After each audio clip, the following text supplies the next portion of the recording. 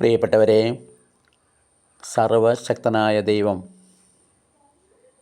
സ്വന്തം കൈകൾ കൊണ്ട് സ്വന്തം രൂപവും ഭാവവും നൽകി സ്വന്തം ഛായയിലും സദൃശത്തിലും സൃഷ്ടിക്കപ്പെട്ട് ദൈവത്തോടൊപ്പം ആയിരുന്ന, ദൈവത്തിൻ്റെ സംരക്ഷണയിലും ദൈവത്തിൻ്റെ കൂടെയും കഴിഞ്ഞിരുന്ന, അതേ പർദീസയിൽ ആയിരുന്ന സാക്ഷാൽ ആദവും ഹവ്വയും അവരെങ്ങനെയാണ് പിശാചിൻ്റെ പിടിയിലായത്?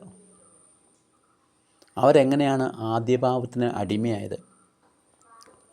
അവരെങ്ങനെയാണ് പർദീസ നഷ്ടപ്പെട്ടവരായി ഭൂമിയിൽ അലയുന്നവരായി തീർന്നത്? നമുക്ക് ചിന്തിക്കാം, ധ്യാനിക്കാം. നമ്മളും ഒരുപക്ഷേ ഈ നോമ്പുകാലത്ത് ഉപവാസവും പ്രാർത്ഥനയൊക്കെ നടത്തി ദേവാലയത്തിൽ നിത്യേന വിശുദ്ധ കുർബാനയൊക്കെ സ്വീകരിച്ച് ഈശോയോടൊപ്പം ആയിരിക്കുവാനുള്ള ആഗ്രഹത്തോടെ കൊന്തയും പ്രാർത്ഥനകളൊക്കെ നടത്തി ദൈവവിചാരത്തോടെ കഴിയുമ്പോൾ നമുക്കും ഈ ഒരു പർദീസ അനുഭവം ഉണ്ടായേക്കാം. ദൈവം കൂടെയുണ്ട്, ദൈവം അടുത്തുണ്ട്. ബൈബിൾ വായിക്കുമ്പോൾ ദൈവം സംസാരിക്കുന്നു, ദൈവത്തിനോട് ഒരു പ്രത്യേക സ്നേഹം അനുഭവപ്പെടുന്നു, വചനം വായിക്കുവാനുള്ളൊരു ആഗ്രഹമുണ്ടാകുന്നു. അങ്ങനെ ഒരു സ്വസ്ഥതയും സമാധാനവും ശാന്തിയും മൊത്തത്തിൽ മനസ്സിലും ആത്മാവിലും അനുഭവപ്പെടുന്നതുകൊണ്ട് തന്നെ ഒരു പർദീസ അനുഭവം, താനും ഇപ്പോൾ പർദീസയിലാണ്, ദൈവത്തോടൊപ്പമാണ് എന്നൊരു ചിന്ത നമുക്കൊക്കെ ഉണ്ടാവുക സ്വാഭാവികമാണ്. പക്ഷെ നമുക്കറിയാം, വാസ്തവത്തിൽ സത്യത്തിൽ യഥാർത്ഥത്തിൽ ദൈവത്തോടൊപ്പം പർദീസയിൽ കഴിഞ്ഞിട്ടുള്ള ആദ്യ മനുഷ്യർക്ക് എങ്ങനെയാണ് അബദ്ധം പറ്റിയത്? എങ്ങനെയാണ് തെറ്റുണ്ടായത്? എങ്ങനെയാണ് അവർ പാപത്തിന് അടിമകളായത്? നമുക്കൊന്ന് ചിന്തിക്കാം. പ്രിയപ്പെട്ടവരെ, നമുക്കും പ്രലോഭനങ്ങളും പാപ ചിന്തകളും പാപത്തിന് അടിമപ്പെട്ടവരായി തീരുന്നതും ഒക്കെ ഇതേ കാരണങ്ങളും സാഹചര്യങ്ങളും കൊണ്ട് തന്നെയാണ് ഇത് നമുക്ക് ചിന്തിച്ചാൽ മനസ്സിലാക്കാൻ സാധിക്കും.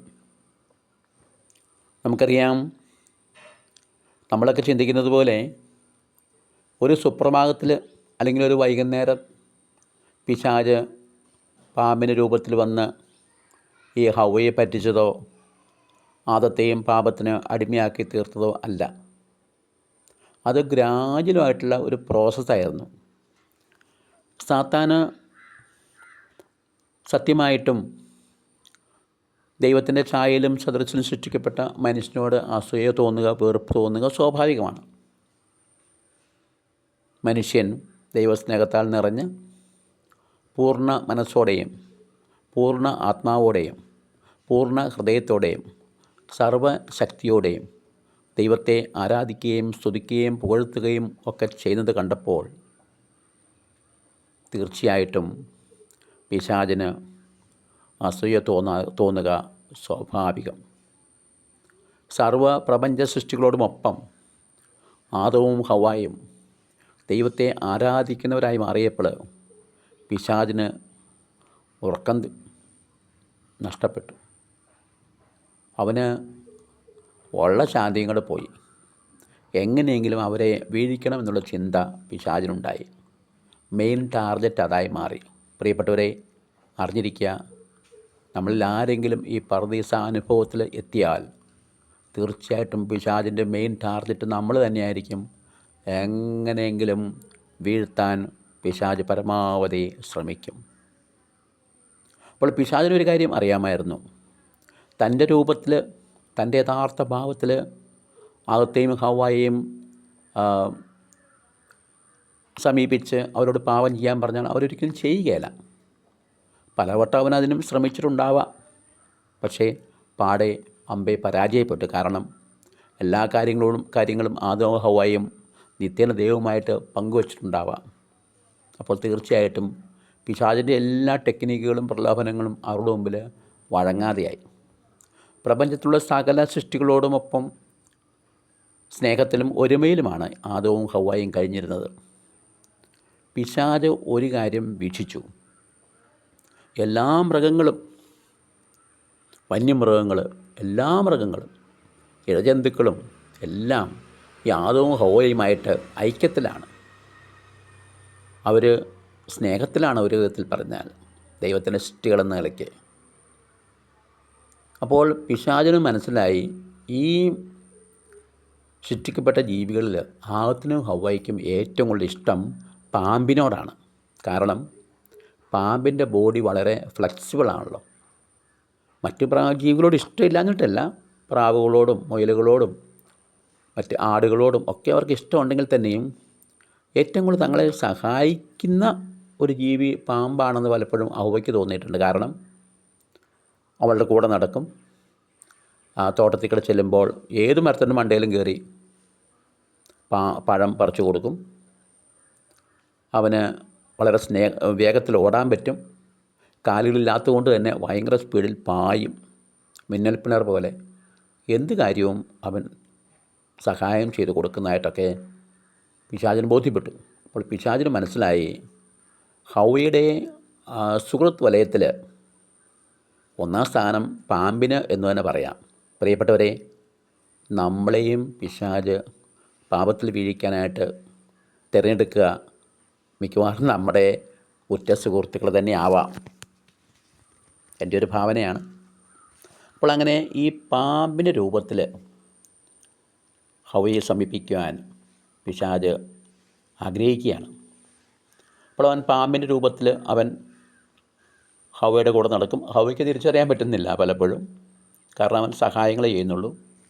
ഒരിക്കലിങ്ങനെ ഉലാത്തുമ്പോൾ, നടക്കുമ്പോൾ, തനിയെ നടക്കുമ്പോൾ പാമ്പിൻ്റെ രൂപം പൂണ്ട പിശാച് യഥാർത്ഥ പാമ്പായിട്ട് തന്നെ ഈ അറിവിൻ്റെ നന്മതിന്മയുടെ അറിവിൻ്റെ വൃക്ഷത്തിൻ്റെ മണ്ടയിൽ കയറി ഇരിക്കുകയാണ്. ഹവ്വ അതിലൂടെ പോയപ്പോൾ ഈ പിശാച് ഹവ്വയെ വിളിച്ചു.